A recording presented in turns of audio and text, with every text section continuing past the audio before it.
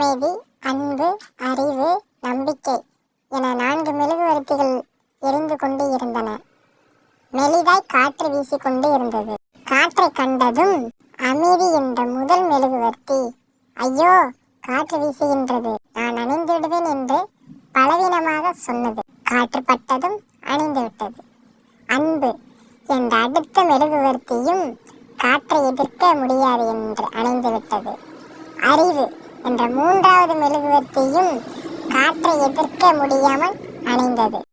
4வது மெழுகுவர்த்தி மட்டும் காற்று வீசிய சில நொடிகள் போராடி ஜெயித்து விட்டது. அப்போது அந்த அறையில் ஒரு சிறுவன் நுழைந்தான். அடடா, 3 மெழுகுவர்த்திகளும் அணைந்து விட்டதே என்று கவலையிடம் சொன்னான்.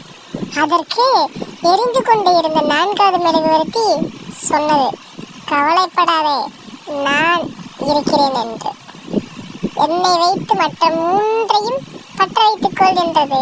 சிறுவன் உடனே 4வது மெழுகுவர்த்தியை பார்த்து, உன் பெயர் என்ன என்று கேட்டான். நம்பிக்கை என்றது மெழுகுவர்த்தி. நாம் எப்போதும் வாழ்வில் நம்பிக்கையை மட்டும் இழக்க